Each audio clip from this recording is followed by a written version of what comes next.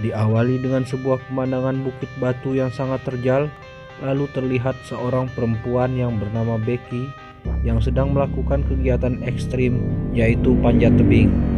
Dia tidak sendirian, dia ditemani oleh seorang pria yang merupakan kekasihnya yang bernama Dan, lalu seorang wanita yang merupakan sahabatnya yang bernama Hunter. Di sana terlihat ada sebuah celah yang lumayan sulit untuk dilalui, sehingga Dan melompat lebih dahulu lalu mengaitkan pengait tali ke sebuah rongga batu. Lalu kemudian dia menyuruh Becky kekasihnya untuk melompat dan dia akan menangkapnya. Selanjutnya terjadilah adegan ini.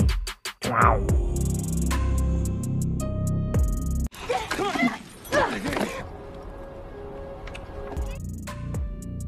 Hunter yang melihat adegan itu kemudian menyuruh mereka untuk fokus dan segera menyusul dia yang telah memanjat jauh di atas mereka.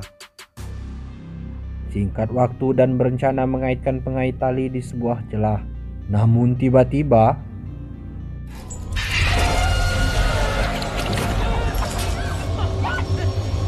oh Tuhan, ternyata celah itu merupakan sarang burung nazar atau burung bangkai. Hingga pada akhirnya Dan yang kaget pun terjatuh. Di tengah kepanikan Dan berusaha meraih bebatuan di depannya. Namun karena tali kependekan, dia pun gagal meraihnya. Kemudian dia menyuruh Betty untuk melepaskan tali yang mengikatnya itu.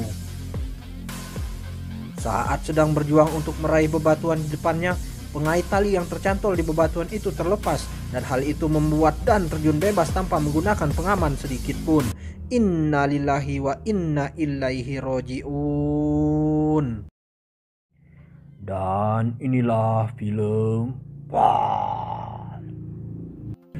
Namun sebelum masuk pada inti cerita, dikarenakan ini adalah video pertama saya, jadi saya ingin memperkenalkan diri terlebih dahulu. Perkenalkan, nama saya Ucup. Sudah 5 bulan ini saya menganggur dan tidak memiliki pemasukan sama sekali.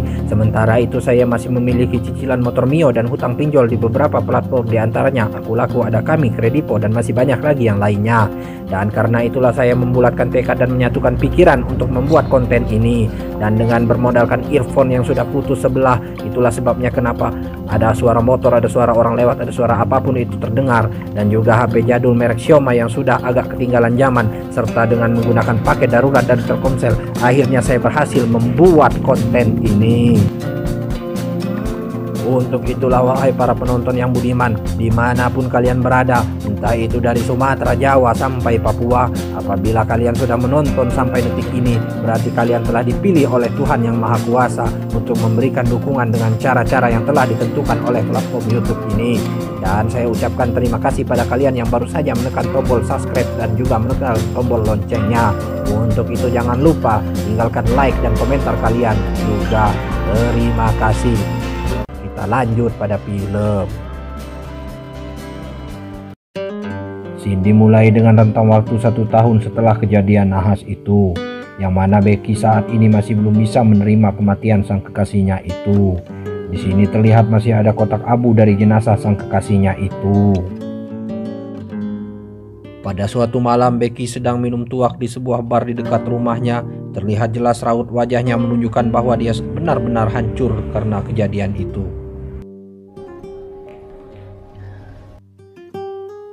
Hingga saat hendak pulang ternyata ayahnya sudah menunggu dia di depan parkiran bar. Perlu diketahui bahwa ayahnya si Becky ini sangat sayang dan perhatian terhadap putrinya. Dan dia ingin putrinya tersebut segera move on dan kembali menjalani hidupnya dengan baik seperti dulu lagi. Namun kebalikan dari sang ayah, Becky ini merupakan anak yang keras kepala dan sedikit durhaka kepada ayahnya. Ketika si Becky ini akan pergi, si ayah pun berkata, "Hei anakku, ayah yakin jika posisinya diganti, kamu yang mati dan si lelakimu itu yang hidup, ayah yakin dia akan baik-baik saja dan akan cepat melupakanmu. Jadi tolong wahai anakku, jangan kau sia-siakan hidupmu untuk lelaki itu, dan ketahuilah ayah sangat membutuhkanmu." Bukannya terharu dengan kata-kata ayahnya, si Becky ini malah pergi begitu saja meninggalkan ayahnya ke rumah. Benar-benar anak durhaka. Sesampainya di rumah, Becky kembali kumat. Dia menelpon nomor Dan kekasihnya. Dan tentu saja itu tidak akan berhasil karena Dan sudah lama meninggal. Ah, ngadi-ngadi saja si Becky ini. Kemudian dia mencoba meminum obat penenang sebanyak mungkin. Hal ini tentu saja akan membuat dia overdosis dan meninggal dunia. Tapi tiba-tiba, ya, untung saja di saat genting seperti itu, Hunter sahabatnya menelpon dia dan tak lama kemudian Hunter pun mengunjunginya setelah sekian lama mereka tidak bertemu. Di kamar mereka saling curhat ngalor ngidul hingga pada akhirnya Hunter mengutarakan tujuannya mengunjungi Becky, yaitu untuk mengajak Becky kembali berpetualang seperti dulu lagi. Ia pun menunjukkan foto sebuah tower yang pernah dipakai untuk syuting salah satu film, yaitu Tukang Es Doger Naik Tower. Ia pun mengajak Becky untuk memanjatnya. Kali aja dengan cara itu Becky bisa melupakan kehilangannya itu. Dan sekalian Hunter juga merekomendasikan agar Becky menghamburkan abu dan dari atas menara tower tersebut. Akan tetapi Becky seolah-olah ragu untuk mengiyakannya. Hey, it's okay. Di keesokan harinya, saat Becky terbangun dari tidurnya, ia mendapatkan semangat baru untuk melanjutkan hidup. Semangat itu ia dapatkan saat melihat kotak abu milik suaminya tersebut. Dia pun kemudian memberitahu Hunter bahwa dia siap untuk melakukan ajakan Hunter tersebut. Mendengar hal itu, Hunter pun merasa sangat gembira dan mereka segera berangkat menuju ke tempat tower itu berada. Di tengah perjalanan, Becky melihat-lihat foto di galeri HP sahabatnya itu. Kemudian dia melihat foto Hunter yang sedang didekap oleh tangan seorang pria. Becky pun bertanya dan menggoda Hunter untuk menceritakan siapa kiranya lelaki itu. Mengingat selama ini Hunter tidak pernah mengenalkan pacarnya kepada Becky. Hunter pun menjawab bahwa pria itu merupakan seorang teman biasa tanpa ada hubungan spesial apapun. Singkat kata, maghrib pun tiba. Mereka kemudian singgah di warung nasi Padang guna untuk beristirahat sambil menunggu azan maghrib selesai. Sambil menunggu pesanan, Becky pun baru tahu kalau si Hunter ini merupakan seorang YouTuber. Lalu Hunter berkata, "Iya, itu hanya iseng aja. Daripada bengong mikirin pinjol, ya siapa tahu aja dapat duit, ya kan? Lumayan buat bayar cicilan motor mewah." Kemudian saat pelayan mengantarkan pesanan mereka, Becky pun meminta izin ke pelayan untuk menumpang ngecas HP-nya. Si pelayan pun berkata, "Neng, di sini mah apa-apa kudu bayar. Enak aja lu segala mau numpang ngecas. Token listrik boros, Neng." Mendengar hal itu si Hunter pun berkata, "Ya sudah Mbak, kalau nggak boleh. Tapi kalau numpang tanya jalan menuju tower yang tinggi itu lewat mana ya Mbak?" Si pelayan itu pun menjawab, "Kalian ikutin aja arah lampu itu. Nah, lampu itu merupakan ujung dari tower tersebut." Kemudian Hunter mengajarkan trik ngecas tanpa bayar kepada Becky. Melihat itu si Becky melongo terkagum-kagum. Hunter berkata, "Aku dapat trik ini dari si pesulap merah. Kamu ingat-ingat ya triknya. Siapa tahu berguna di kemudian hari." Di keesokan harinya mereka siap untuk melanjutkan petualangan. Namun saat Becky melihat pakaian Hunter yang sangat terbuka, dia pun bertanya, "Kenapa kamu berpakaian seperti itu? Kita kan mau ke gurun loh. Awas nanti kamu diterkam singa." Lalu Hunter menjawab, "Ah, itu biasa saja. Ini untuk menarik penonton agar banyak yang nonton." "Oh begitu," kata Becky. Lalu Hunter memulai vlognya dengan menyapa para penonton. Tapi tiba-tiba, anjing, motor lewat. Hampir saja sebuah kontainer menabrak mereka. Aduh, apakah ini petanda? Singkat kata, mereka pun tiba di wilayah tower itu. Namun tak disangka ternyata pintu gerbang untuk memasuki kawasan itu digembok sehingga mereka berdua memutuskan untuk melanjutkan perjalanan dengan berjalan kaki saja. Untuk para penonton channel ini, hiraukan saja apabila ada suara motor atau kendaraan lewat karena itu bukanlah gimmick tapi beneran ada yang lewat. Lanjut ke film. Di perjalanan mereka melihat sekawanan burung nazar atau burung bangkai yang sedang memakan bangkai hewan. Melihat hal itu, Becky pun tiba-tiba teringat kekasihnya yang meninggal diakibatkan oleh burung nazar itu. Setibanya di depan tower itu, Becky pun merasa ngeri melihat ketinggian tower tersebut. Akan tetapi justru Hunter semakin semangat dan ia pun terus mengvlog dan berjanji kepada followersnya untuk ingin menaiki tower itu sampai ke puncak. Sekali lagi bagi penonton saya, hiraukan suara motor yang lewat. Becky yang awalnya ragu untuk menaiki tower tersebut terus disemangati oleh Hunter hingga pada akhirnya ia siap dan mereka pun memulai memanjat tower tersebut. Satu persatu anak tangga yang mereka lalui. Di sana terlihat bahwasanya tower itu terlihat sudah berkarat dan besi-besi penyangganya pun sudah mulai kendor hingga tiba-tiba anjing motor lewat lagi. Iya, hampir saja kejadian itu membuat Becky menyusul kekasihnya dan itu membuat ia semakin ketakutan dan mengajak Hunter untuk kembali ke bawah. Namun Hunter yang berjiwa barbar itu justru malah makin semangat dan kembali melanjutkan perjalanan untuk mencapai puncak tower tersebut. Singkat kata, mereka pun tiba di tempat pemberhentian pertama dan itu sudah sangat-sangat tinggi sehingga membuat Becky benar-benar merasa ketakutan. Namun Hunter justru semakin semangat dan kembali melanjutkan pemanjatan untuk mencapai puncak. 60 meter menuju puncak dilewati dengan tangga yang terbuka. Hal ini semakin menguras adrenalin bagi para pemanjatnya, terutama mereka berdua.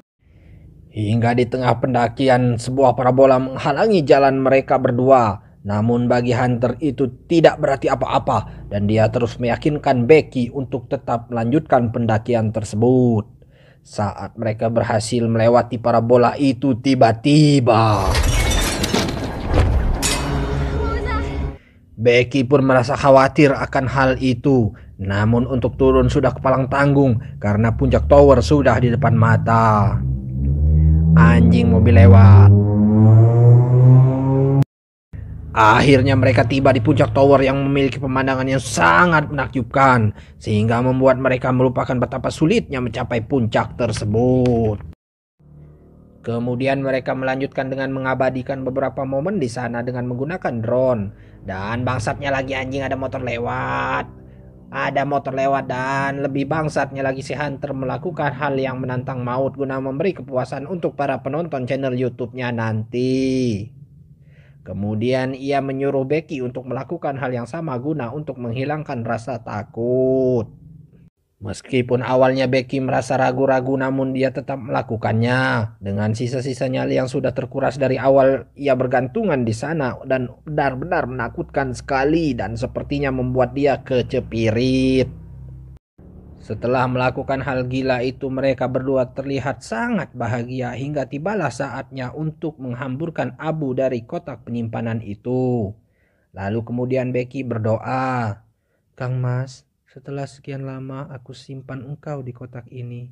Pada hari ini di atas tower ini aku bebaskan engkau Kang Mas. Terbanglah engkau bersama angin kencang ini. Aku doakan engkau selalu bahagia di alam sana. Amin." Setelah menerbangkan abu dia melihat ke arah Hunter dan bertanya, "Hunter, kenapa engkau ikutan nangis? Kan pacar saya bukan pacar kamu." Lalu Hunter menjawab, tadi terbawa suasana dan mataku kelilipan abunya." Lalu setelah semuanya mereka lakukan mereka pun sepakat untuk segera turun. Tapi tiba-tiba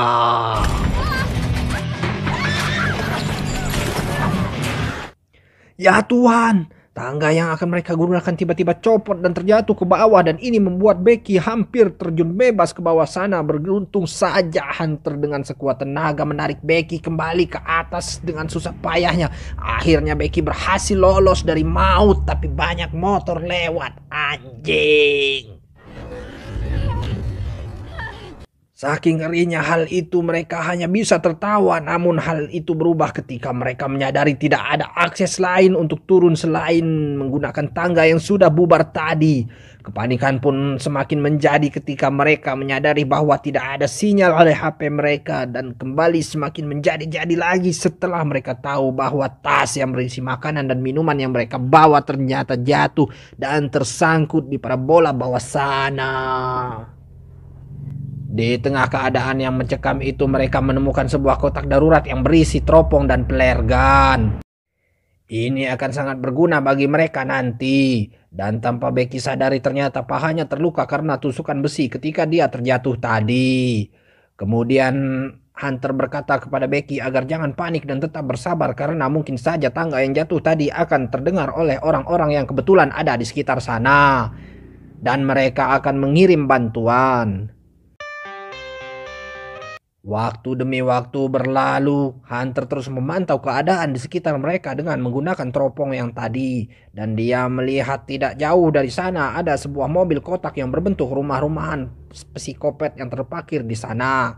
Namun Hunter merasa mobil itu sudah lama ditinggal oleh pemiliknya. Beberapa saat kemudian dia mendapat ide untuk meminta bantuan kepada para followersnya dengan cara melempar HP-nya ke bawah karena mereka tahu di bawah sana masih terdapat sinyal. Dengan menggunakan sepatu kemudian dijejel dengan kaos kaki guna untuk menjadi pengaman HP-nya agar tidak hancur ketika membentur tanah nanti. Namun dirasa belum cukup kuat, kutang merek Twakol milik Hunter pun mereka korbankan. Apakah usaha mereka berhasil? Entahlah, hanya kutang Hunter yang tahu. Di saat mereka sedang menunggu-nunggu, Hunter melihat ada seorang yang berjalan menuju ke bawah tower. Lalu kemudian anjing ada motor lewat lagi. Lalu kemudian berbagai cara mereka berteriak memanggil orang tersebut, namun usaha mereka sia-sia. Di sana terlihat bahwa HP Hunter tidak selamat dan sudah hancur berantakan. Gagal sudah usaha mereka tadi. Di tengah kepanikan, Hunter melihat bahwa si Mamang ini merupakan pemilik dari mobil kotak bobrok tersebut. Lalu Hunter mendapat ide untuk menembakkan flare gun ketika hari sudah gelap dengan harapan agar si Mamang melihatnya. Singkat kata, maghrib pun tiba. Becky yang sedang melihat-lihat video dan foto acara pertunangannya dengan si Dan merasa heran karena di sana terlihat jika Hunter ini seperti kecewa dengan semua itu. Namun sebelum sempat bertanya, tiba-tiba Hunter menyuruh untuk menembakkan flare gun karena dirasa ini merupakan waktu yang tepat karena di bawah sana si Mamang sedang melihat ke arah mereka. Dan benar saja si Mamang melihat mereka berdua dan menuju ke arah mobil Hunter yang terparkir di depan gerbang tadi. Tapi tiba-tiba, singkat kata, iya, bukannya mau memberi bantuan tapi si Mamang malah mencuri mobil si Hunter dan pergi begitu saja. Aduh Becky, malang sekali nasibmu. Sudahlah ditinggal kekasih mati, terjebak di atas tower, dan kini mobil sahabatnya dicuri pula. Wanjir. Di malam harinya mereka pun bertahan sembari menahan dinginnya suhu gunung. Lalu saat melihat tato bertulis angka 143 di kaki Hunter, Becky pun semakin yakin bahwa Hunter pernah menjalin hubungan terhadap almarhum kekasihnya. Karena angka tersebut selalu almarhum katakan saat membalas kata I love you dari Becky. Dan akhirnya Hunter pun mengakui bahwa ia pernah berpacaran dengan Dan selama 4 bulan. Sontak Becky pun shock parah dan terdiam merenungi semua yang telah terjadi. Di keesokan harinya curhatan mereka berdua pun berlanjut dan ternyata Hunter lah yang lebih dulu berpacaran dengan Dan. Namun karena Becky akan menikah dengan Dan, akhirnya dia memutuskan hubungan itu karena dia lebih takut kehilangan Becky sahabatnya daripada harus melanjutkan hubungannya itu. Luar biasa hati si Hunter ini. Setelah menunggu 24 jam akhirnya mereka sadar bahwa HP Hunter yang mereka jatuhkan tadi ternyata rusak dan usaha mereka itu gagal. Becky pun merasa bahwa sudah tidak ada cara lagi untuk mereka bisa selamat mengingat persediaan air mereka jatuh bersama tas yang mereka bawa tadi. Padahal jika tas mereka anjing ada motor knalpot racing lewat. Setelah menunggu selama 24 jam akhirnya mereka sadar bahwa HP Hunter yang mereka jatuhkan tadi ternyata rusak dan usaha mereka itu gagal. Becky pun merasa bahwa sudah tidak ada cara lagi untuk mereka bisa selamat mengingat persediaan air mereka jatuh bersama tas yang mereka bawa tadi. Padahal jika tas mereka tidak jatuh mereka bisa saja menggunakan drone untuk meminta bantuan. Hingga pada akhirnya Hunter pun memberanikan diri untuk turun dan mengambil tas itu. Dan meskipun Becky melarang namun ia tetap melakukannya karena sudah tidak ada cara lagi selain nekat melakukan hal itu. Saat tali habis, Hunter pun tergantungan dengan menggunakan jurus lompatan beruk sakti. Dia berhasil mendarat mulus di atas parabola itu. Dan setelah ia cek ternyata memang benar tidak ada satupun tangga yang tersisa di sana. Kemudian setelah meminum sedikit air dari persediaan mereka, dia mencoba mengaitkan tas itu ke tali dengan menggunakan tongsis. Lalu ia kembali melompat menggunakan jurus buruk saktinya untuk melompat ke tali dan berhasil. Kemudian dia menyuruh Becky untuk membantunya dengan cara menarik tali itu dari atas. Dan ketika dia hampir dapat menggapai tangga, tiba-tiba dia terjatuh. Beruntungnya dia masih berhasil meraih tali tersebut sehingga dia tidak terjun bebas ke alam lepas. Karena tangannya terluka, dia pun menyuruh Becky untuk menariknya ke atas. Dan akhirnya Hunter berhasil kembali ke atas. Namun saat Becky minum, dia malah menolak untuk minum juga. Cukup aneh sekali, bukan? Namun tanpa ada rasa curiga sama sekali, Becky kemudian menulis sebuah kata untuk meminta tolong di kertas bekas setruk ketika dia makan di warung Padang tadi. Lalu dia simpan di drone dan dia terbangkan drone-nya itu. Tapi sialnya baterai drone mulai lowbat dan daripada jatuh percuma, Becky kemudian menarik kembali drone tersebut. Melihat keadaan yang semakin sulit, mereka pun tidak tahu harus berbuat apa lagi. Singkat kata, malam pun tiba. Saat sedang rebahan karena lelah, Becky melihat cahaya lampu di puncak tower itu menyala. Kemudian dia teringat akan trik mengecas dari pesulap merah yang diajarkan Hunter pada saat mereka makan 2 hari yang lalu. Di keesokan harinya, Becky pun bersiap untuk mengecas baterai, sedangkan Hunter hanya bisa berdoa karena saat ini dia sedang terluka pada tangannya. Dan dengan perjuangan yang sangat melelahkan, Becky berhasil menyampai lampu tersebut. Namun perjuangan Becky tidak hanya sampai di situ saja. Dia pun harus bertahan selama mungkin sampai baterai drone-nya terisi penuh. Dan saat sedang bertahan mati-matian itu, ternyata seekor burung bangkai mengendus bau busuk yang berasal dari paha Becky yang terluka. Lalu kemudian burung itu pun menyerang Becky sehingga membuat tas yang Becky bawa terjatuh. Beruntung akhirnya Becky berhasil bertahan sampai baterai drone terisi full. Ia kemudian kembali turun dan berniat akan menerbangkan drone pada saat jam makan siang di restoran itu, yang artinya dia harus menunggu 2 jam lagi. Setelah 2 jam berlalu, Becky pun bersiap untuk menerbangkan drone itu, lalu kemudian dia mulai menerbangkannya. Namun sialnya. Dan lebih bodohnya lagi, si sopir itu pun langsung tancap gas tanpa sempat membaca pesan yang dikirim oleh drone tersebut. Singkat kata, sore pun datang juga. Di atas tower mulai terlihat burung bangkai memantau mereka berdua, bersiap untuk memakan mereka ketika mereka mati kelaparan nanti. Lalu ada motor king lewat, anjir. Lalu di tengah keputusasaan, Becky berbincang-bincang dengan Hunter dan berkata bahwa satu-satunya kesempatan hanyalah pada HP miliknya. Becky pun meminta Hunter untuk memberikan satu sepatunya yang masih tersisa karena dirinya sudah tidak memakai sepatu lagi. Tapi tiba-tiba Hunter berkata, "Aku sudah tidak bisa memberimu sepatu karena aku sudah tidak ada di sini lagi. Lihatlah ke bawah, tubuhku sudah tergeletak di atas parabola." oh ternyata sebenarnya Hunter sudah mati ketika ia mencoba meraih tas ketika ia terjatuh tadi dan mayatnya tersangkut di parabola bawah sana. Itu berarti yang menemani Becky selama ini adalah hantu, atau bisa jadi itu hanya halusinasinya Becky saja karena rasa trauma atas kematian Hunter. Dan selama ini Becky berjuang sendirian di atas tower. Serem sekali. Ketika badai menyerang, Becky pun semakin putus asa dan ia merasa pasrah jika tidak bisa bertemu dengan ayahnya lagi. Pagi pun kembali tiba. Terlihat Becky terbujur kaku di atas tower. Apakah Becky sudah meninggal? Ternyata itu hanyalah trik untuk menangkap burung bangkai itu. Dan setelah berhasil menangkap burung itu, kemudian Becky memakan jeroan dari burung tersebut guna untuk mengganjal perut dan mendapatkan energi untuknya agar bisa kembali mencari cara untuk bisa lolos dari petaka ini. Pintar kau, Becky.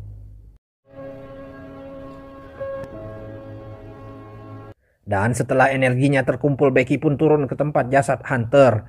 Melihat jasad Hunter itu, Becky pun merasa sedih. Namun dia harus tetap, anjing ada mobil lewat. Dan setelah energi terkumpul, Becky pun turun ke tempat jasad Hunter. Anjing ada lagi.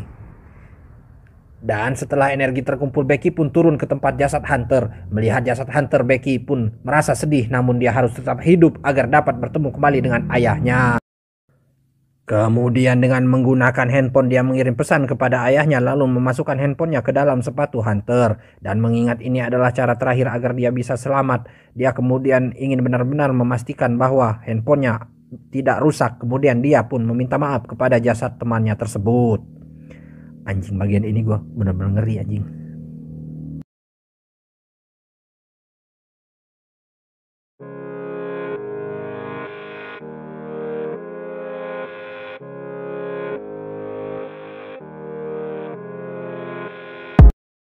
Singkat kata pesan itu akhirnya terbaca oleh ayahnya, lalu tanpa menunggu lama lagi ayahnya langsung mengacir menuju tower yang dimaksud itu. Dan beruntungnya tim penyelamat telah sampai terlebih dahulu di lokasi itu. Sesampainya di sana ayah Becky melihat kantong jenazah dan mengira itu adalah jenazah putrinya. Dan hal itu benar-benar membuat shock dan hancur. Namun ternyata itu merupakan jasad Hunter yang bentuknya sudah tidak karu-karuan. Dan Becky pada akhirnya berhasil diselamatkan oleh tim SAR. Yang kemudian film pun ditutup dengan Becky memeluk ayahnya dan dia berkata akan lebih menghargai ayahnya dan terutama menghargai dirinya sendiri. Tamat. Pesan yang bisa kita ambil dari film ini adalah jangan bermain-main dengan malaikat maut. Karena kematian datang menjemput tanpa kalian jemput. Itu kira-kira. Saya ucapkan terima kasih kepada siapa saja yang telah menonton sampai detik ini. Dan mohon maaf karena konten yang saya buat ini masih banyak sekali kekurangannya. Sampai jumpa di video-video selanjutnya. Makan rujak bareng si Anton. Makasih banyak yang udah nonton.